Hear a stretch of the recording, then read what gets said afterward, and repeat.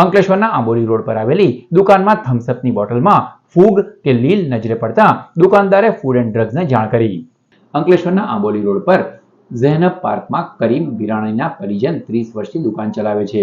થમ્સઅપની કાચની બોટલમાં ફૂગ કે લીલ જેવું દેખાતા તેઓ ચોંકી ઉઠ્યા હતા. કોલ્ડ ડ્રિંક્સની બોટલમાં રહેલ અસામાન્ય કચરા અંગેની વિડીયો બનાવી તેઓએ ફૂડ એન્ડ ડ્રગ્સ વિભાગને મોકલી આપ્યો હતો, જેની તપાસ અર્થે એક ટીમ રવાના થઈ હતી. બીજી તરફ આ અંગેની જાણ એજન્સી ધારકને પણ કરાઈ હતી, જોકે તેઓ હજી સુધી દુકાને ફરક્યા ન હતા. દુકાનદારે કોલ્ડ ડ્રિંક્સની બોટલમાં રહેલી આ અશુદ્ધિ કાલ ઉઠીને કોઈ પીને બીમાર પડે તો જવાબદારી કોણ લેશે તેવો સવાલ પણ ઉઠાવ્યો હતો. સાથે જ દુકાનને સીલ વાગી જવાનો ભય વ્યક્ત કરી તંત્ર તપાસ કરે તેવી માંગ કરી છે. અને હિમેશ એજન્સી પાસેથી હું આ માલ લઉં છું, એને પણ મેં વિડીયો મોકલાવેલો છે, પણ એને હજુ કોઈ રિસ્પોન્સ મને આપ્યો નથી એ વસ્તુ માટે.